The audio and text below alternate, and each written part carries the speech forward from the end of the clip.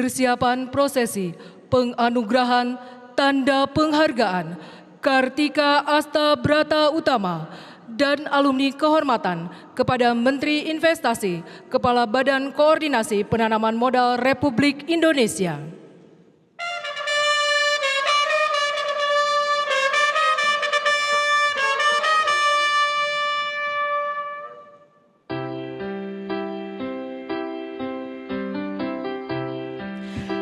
Di hadapan Tuhan Yang Maha Esa,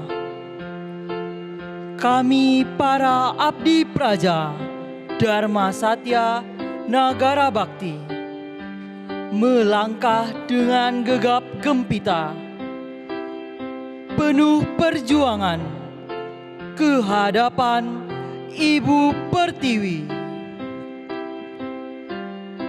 Kami putra dan putri Indonesia, barisan Pamong Praja, mengucapkan terima kasih kepada Bapak Bahlil Lahadalia SEMSI atas pengabdian dan tauladan yang telah dipersembahkan kepada bangsa dan negara Republik Indonesia.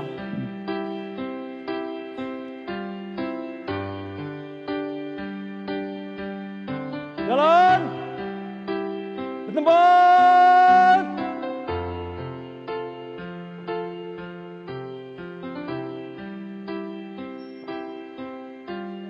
Rang.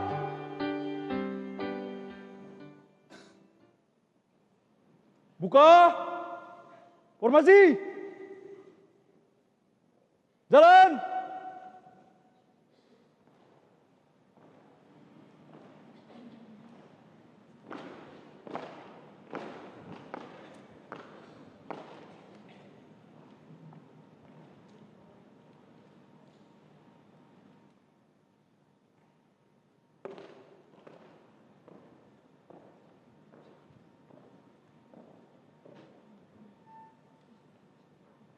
Payung, pora.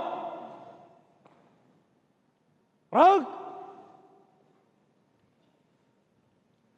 Kami persilakan kepada Menteri Investasi, Kepala Badan Koordinasi Penanaman Modal Republik Indonesia menuju tempat prosesi.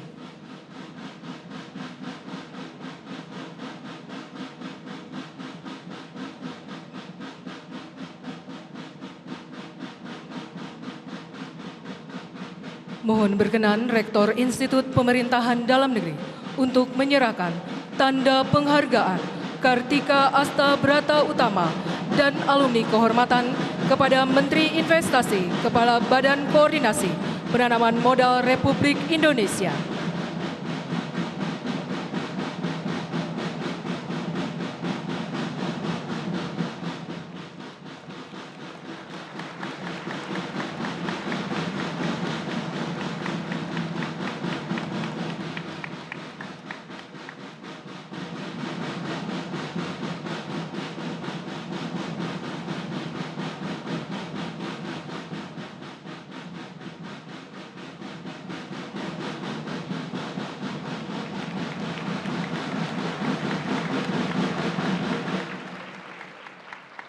Dilanjutkan sesi foto bersama.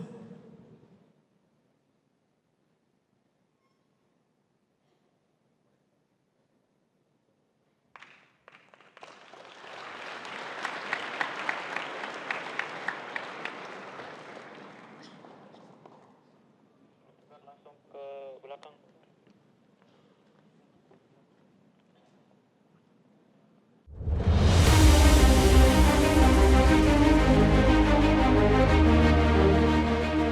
Kita memiliki sumber daya alam yang melimpah, tetapi berpuluh tahun hanya kita ekspor dalam bentuk raw material, dalam bentuk bahan mentah, tidak memiliki nilai tambah, tapi material kita semakin hari semakin habis. Tetapi sekarang dengan dibangunnya smelter, dengan dibangunnya pabrik sel baterai kendaraan listrik, kita akan menjadi pemain global yang penting dalam global supply chain untuk kendaraan listrik.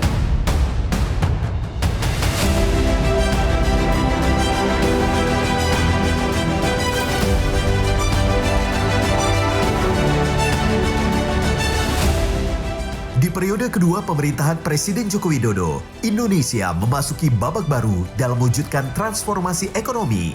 Salah satu wujudnya adalah hilirisasi. Terobosan pertama dimulai dari nikel. Pada tahun 2023, realisasi investasi di sektor hilirisasi sebesar 375,4 triliun atau setara 26,5% dari total realisasi investasi.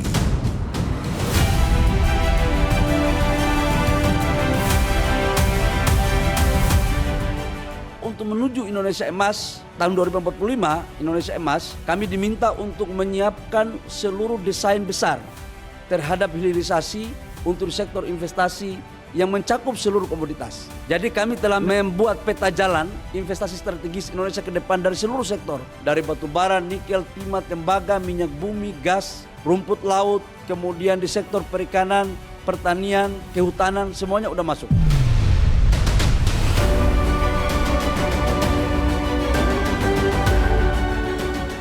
Dalam hal penciptaan nilai tambah, geliat investasi di sektor hilirisasi terus membuktikan kinerja yang meyakinkan. Hilirisasi ini tidak hanya bertumpu pada mineral, melainkan juga pertanian, kehutanan, minyak dan gas, serta ekosistem kendaraan listrik.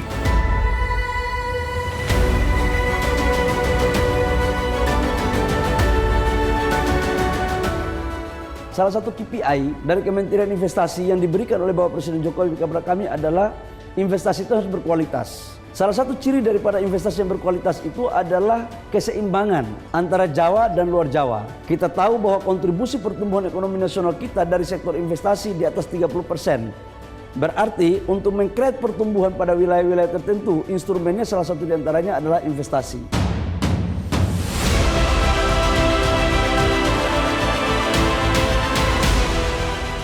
Keberimbangan daerah tujuan investasi juga menjadi perhatian serius. Sejak triwulan ketiga tahun 2020, investasi di luar Pulau Jawa selalu mendominasi. Ini adalah bagian dari perwujudan investasi yang inklusif dan berkeadilan. Khusus di tahun 2023, investasi di luar Jawa mencapai 51,5%.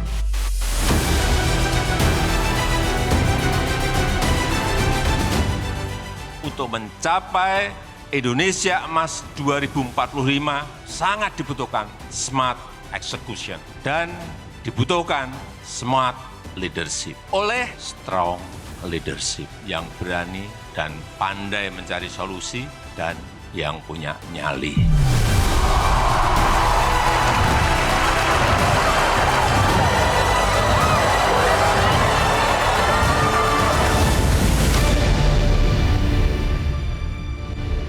Langsung saja saya mengundang untuk berkenan memberikan kuliah umum Menteri Investasi Kepala Badan Koordinasi Penanaman Modal Republik Indonesia, Bapak Bahlil Lahadalia.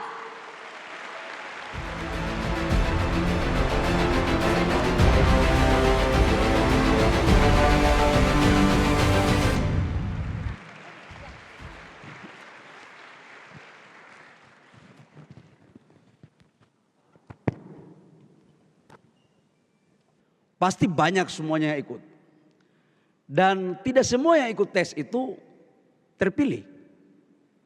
Saya tahu betul Pak Rektor sebagai anak kampung. Saya kebetulan dari wilayah timur. Kelihatannya Pak Rektor lebih tahu betul daripada istri saya. Dari proses saya bagaimana sejak lahir dan berkarir. Kita berikan aplaus sekali lagi pada Pak Rektor. Saya kagum banget sama Pak Rektor ini. Sebagai anak kampung pasti mempunyai cita-cita bermimpi untuk kuliah di kampus terbaik ini.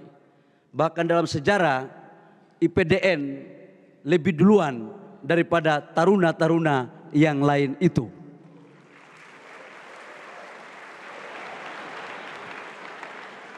Dan Praja hari ini, sekali lagi saya ingin mengatakan bahwa Praja hari ini adalah pewaris masa depan bangsa untuk menyongsong Indonesia Emas tahun 2045. Nah, cuma kan persoalannya adalah kami sebagai generasi senior, Pak Rektor, saya, inilah generasi yang meletakkan kerangka untuk bagaimana menuju Indonesia Emas itu. Sebagai pertanggungjawaban moralitas saya, sebagai anak daerah yang ikut mengambil bagian dalam proses pembangunan bangsa, sebagai anggota kabinet, saya ingin menceritakan kepada teman-teman apa posisi negara hari ini dan bagaimana ke depan, dan kalian teman-teman Praja berada di posisi mana. Pertumbuhan ekonomi nasional kita di tahun 2023 masih tetap di atas 5%, dengan inflasi kita di bawah 3%, dan pertumbuhan ekonomi di tahun 2023 adalah salah satu pertumbuhan ekonomi dunia terbaik yang Indonesia miliki. Hanya 3 negara pertumbuhan ekonomi terbaik di dunia di tahun 2023. India, China, dan Indonesia. Selebihnya di bawah 5%. Dan pertumbuhan ekonomi tersebut didorong salah satu di antaranya adalah investasi. Saya harus paparkan ini kepada teman-teman Praja karena ke depan Kementerian Investasi tugasnya mendatangkan investasi. Tetapi yang akan mengurus investasi di daerah itu adalah camat, lurah, sekda, kepala dinas, dan mereka mayoritas adalah tamatan-tamatan daripada keluarga besar IPDN. Kampus tidak menjamin kualitas seseorang mahasiswa atau praja. Kalian mau sekolah dimanapun, di SMA, di pelosok manapun, ketika kalian masuk di IPDN, harus kalian buktikan bahwa kalian lebih terbaik daripada orang-orang yang ada di pusat-pusat ibu kota negara. Ini yang harus saya mau sampaikan kepada teman-teman. Yang kedua, target investasi di 2024. Pertumbuhan ekonomi kita sekarang 2024 di kuartal pertama masih di atas 5%, 5-11%. Inflasi kita terjaga di bawah 3%. Inflasi di Argentina, di Turki itu sudah 80% sampai ada 100% lebih. Ini. Dan pertumbuhan ekonomi yang stabil dengan inflasi yang stabil disebabkan karena kepemimpinan yang kuat. Pak Presiden Jokowi bukan lahir di Jakarta, bukan anak orang kaya, bukan anak jenderal, bukan anak konglomerat, tapi dia berhasil memimpin Indonesia keluar daripada krisis multidimensi seperti sekarang ini. Bapak Presiden Jokowi memerintahkan kepada saya waktu itu, Mas Bahlil, membangun Indonesia tidak boleh membangun Jawa sentris, harus Indonesia sentris. Dan itu adalah cita-cita para founding father kita. Dan begitu Pak Presiden Jokowi di periode pertama membangun infrastruktur masif dari Aceh sampai Papua, maka tugas tahap berikut pada periode kedua adalah bagaimana membangun kawasan pertumbuhan ekonomi. Maka perintah beliau kepada saya adalah bagaimana cara kamu, silakan kamu berpikir, enggak ada teorinya, ini sama masuk ke tema karena transformasi, enggak ada teorinya, saya kasih kamu kewenangan, tapi harus pemerataan pertumbuhan ekonomi. Saya bilang sama Presiden, oke Pak, tapi Bapak jangan tanya cara, Bapak tahu hasil, cara serahkan ke saya.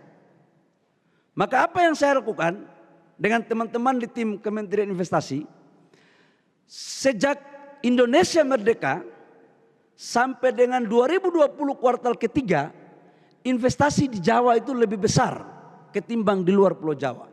Makanya pertumbuhan ekonomi kita 70% itu ada di Jawa. Sejak 2020 kuartal ketiga kita rubah itu polanya. Kita dorong investasi di luar Pulau Jawa lebih banyak supaya apa? Terciptanya pertumbuhan kawasan ekonomi baru.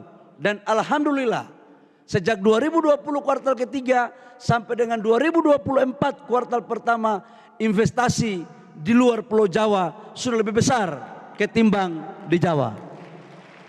Apa yang harus negara lakukan ke depan? Bahwa Presiden Jokowi menyampaikan adalah program hilirisasi. Praja yang saya hormati, Belanda menjajah kita itu hanya mengambil apa? Sumber daya alam. Portugis menjajah kita mengambil apa? Sumber daya alam. Cengkeh, pala, rempah-rempah. Mereka olah semua di negara mereka waktu itu. Mereka jadikan negara kita adalah sumber bahan baku. Kemudian kita merdeka. Cokro Aminoto dengan Serikat Islamnya memperjuangkan sebagai embrio untuk memerdekakan bangsa kita lewat lahirnya Budi Utomo, Sumpah Pemuda, dan kemudian Soekarno-Hatta memperoleh kemerdekaan kita. Tujuannya apa? Agar kita mampu mengelola seluruh sumber daya alam kita untuk menciptakan nilai tambah di negara kita. Tapi apa yang terjadi? Undang-undang sudah dibuat sejak 67 tentang hilirisasi. Undang-undang Minerba sudah dibuat sejak 2009 dan tidak pernah kita melakukan hilirisasi secara masif. Datanglah pemimpin kita dari pinggiran kali Solo yang namanya Pak Jokowi. Badannya tidak segemuk Pak Karno, badannya tidak segemuk Pak SBY, tapi nyalinya minta ampun. Nyalinya minta ampun. Ampun saya kalau nyalinya. Apa yang saya mau sampaikan kepada teman-teman? Hilirisasi adalah sebuah jalan untuk menuju Indonesia emas. Maka ketika saya masuk di pemerintah, bahwa Presiden Jokowi memerintahkan kami untuk segera memikirkan langkah-langkah komprehensif terukur untuk merealisasikan investasi di bidang hilirisasi. Tepat pada bulan Oktober 2019, kami mendorong hilirisasi pertama di sektor nikel. Ekspor kita nikel di tahun 2017-2018 hanya 3,3 miliar US dollar. Hanya 3,3 miliar US dollar. Kemudian kita menyetop ekspor ore nikel ke Eropa. Kita menyetop dan kemudian kita membangun industri dalam negeri. Masif kita lakukan. Apa yang terjadi? 2023 nilai ekspor kita dari hasil hilirisasi nikel mencapai 33,5 miliar US dollar. Naik 10 tahun hanya waktu 4 sampai 5 tahun. Berarti selama ini kita dibohong-bohongi saja. Dan apa yang terjadi? Ketika kita menyetop ekspor ore nikel, Eropa membawa kita ke WTO. Negara-negara itu tidak terlalu ikhlas untuk melihat Indonesia maju dengan mengoptimalkan kekayaannya. Kita dibawa ke WTO. WTO itu adalah pengadilan internasional terhadap perdagangan. Kemudian kita kalah. Saya lapor ke Bapak Presiden, Pak, kita kalah di WTO. Apa yang harus kita lakukan? Kita menyerah atau gimana, Pak? Kata Bapak Presiden, Mas Bahlil, negara Indonesia ini sudah merdeka. Yang tahu tujuan negara ini adalah pemerintah, presiden, menteri, DPR, dan rakyat Indonesia. Kita ini bukan negara provinsi kesekian daripada negara-negara maju. Karena itu saya perintahkan lawan naik banding untuk kedaulatan bangsa Indonesia. Mana Papua? Coba angkat tangan Papua. Kau dengar ini supaya pulang ke Stodol bye-bye. Freeport. Prof, dulu waktu Prof masih Sekjen Mendagri, pasti Prof selalu berpikir dan kita dibawa dalam curiga. Ini Freeport ini mengeluarkan apakah hanya tembaga atau emas atau apa? Karena apa? kita bawa konsentrat ekspor keluar. Kita nggak pernah tahu. 2018 Freeport itu sekarang sudah sahamnya 51% milik pemerintah Indonesia. 10% untuk Pemda Papua, 41% pusat lewat BUMN. Tetapi kan kita tidak pernah tahu berapa emas yang dibawa. Berapa turunannya. Maka sejak 2018 kontrak, 2021 kami paksakan segera bangun smelter. Dan sekarang smelternya 3 miliar US dollar. Bangun di Gresik. Dan alhamdulillah tahun ini akan diresmikan oleh Pak Jokowi. Smelternya selesai, terbesar sengel di dunia. Sengel lain terbesar di dunia. Jadi kita pingin dia menghasilkan apa? 600.000 katoda tembaga, 600.000 ton. Emasnya 60 ton dari 3 juta konsentrat. Supaya apa? Ini pendapatannya untuk negara kita. Jangan kita di Abu Leke lagi. Tahu Abu Leke? Tahu Abu Leke? Ya pasti di wilayah timur tahulah Abu Leke itu. Abu Leke itu mirip-mirip bohong-bohong begitu Pak Rektor. Kita nggak boleh lagi dipermainkan oleh negara luar. Kita nggak boleh lagi. Nah maka kemudian ini yang kita lakukan. Freeport ke depan akan kita melakukan proses perpanjangan. Karena 2041 selesai, kalau tidak siapa yang mengelolanya? Terus sekarang sahamnya negara sudah 51%. Nah dalam perpanjangannya nanti akan kita urus sebelum pemerintahan selesai, itu kita tambah saham 10%. Jadi total saham negara Freeport itu sebesar 61%, teman-teman semua. Dan waktu pemerintah mengambil alih Freeport 51%, kurang lebih sekitar 4 miliar US dollar. Dengan hasilnya sekarang sudah beberapa tahun, insya Allah 2024 laporan dari Freeport itu uang yang kita pakai untuk membeli itu sekarang sudah kembali modal, break even point. Jadi kita sudah untung teman-teman mengambil alih Freeport sekarang. Dan Freeport sekarang bukan lagi Freeport McMoran, sudah Freeport Indonesia, PT FI. Ini peta jalan investasi kita ke depan untuk hilirisasi. Ini menuju Indonesia emas. Kalau kita mau menuju Indonesia emas, pertumbuhan ekonomi kita harus di atas 7%. Pendapatan per kapita kita harus di atas 10.000 dolar. Sekarang pendapatan per kapita kita 5.300, 5.400. GDP kita harus terbesar 5-6 terbesar di dunia. Oleh karena itu dibutuhkan mesin pendongkrak ekonomi. Nah, untuk membutuhkan mesin pendongkrak ekonomi, kami di Kementerian Investasi membuat salah satu cara alternatif, yaitu desain besar untuk hilirisasi. Di sektor oil and gas, di sektor mineral batubara, di sektor perkebunan, perikanan, kehutanan, pertanian. Supaya apa? Kita menciptakan nilai tambah di kita. Supaya penciptaan lapangan pekerjaan. Kalau lapangan pekerjaan tercipta, hilirisasi terbangun, pendapatan negara naik. Upah naik. Gaji pegawai negeri juga naik. Praja juga kesejahteraannya pasti naik. Jadi itu kenapa kita butuhkan investasi yang kuat. Tidak mungkin negara ini akan maju kalau tidak ada sumber pendapatannya. Dan hilirisasi ini adalah jalan untuk menciptakan sumber pendapatan negara dalam rangka mensejahterakan rakyat yang kita cintai bersama. Dan Kementerian Investasi sekarang mendorong untuk setiap investasi yang masuk ke daerah wajib berkolaborasi dengan pengusaha-pengusaha daerah, dengan UMKM daerah. Orang daerah harus menjadi tuan di negeri sendiri. Jangan mereka menjadi penonton. Permennya sudah ada. Nah tugas nanti praja-praja yang baru selesai pulang jadi pegawai di daerah, tolong tuntun teman-teman yang baru selesai sekolah. Jangan semuanya mau jadi karyawan, jadi pengusaha.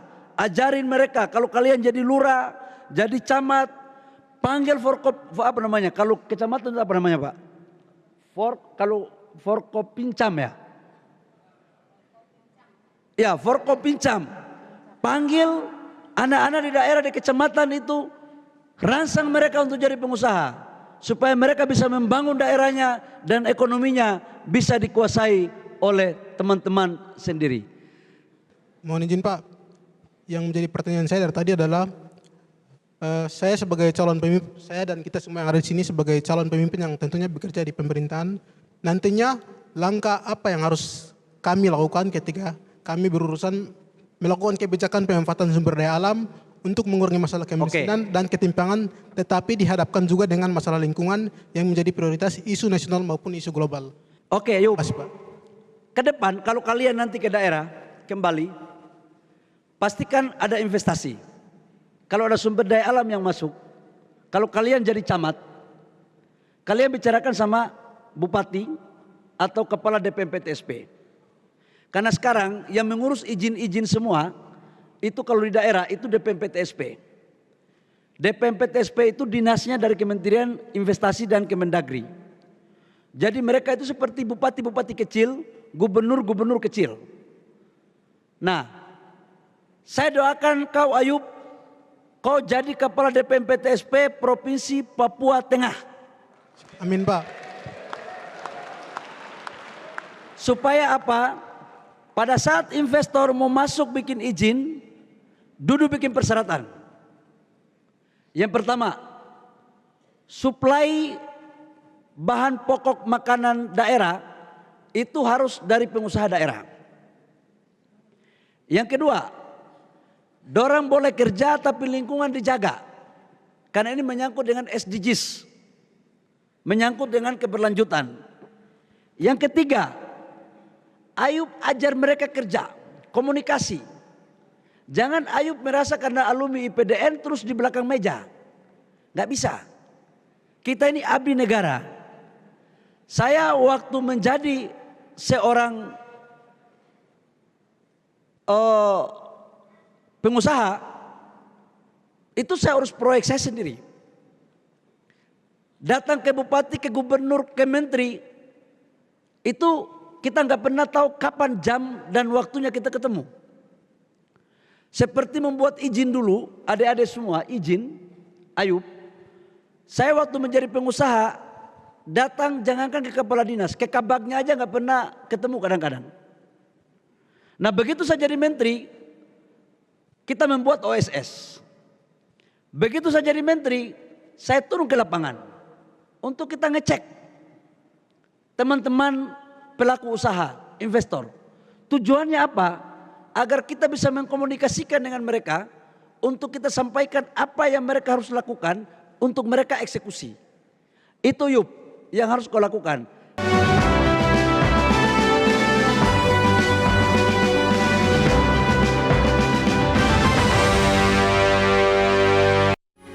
Metro TV. Jelajahi cara baru mendapatkan informasi. Download Metro TV Extend sekarang.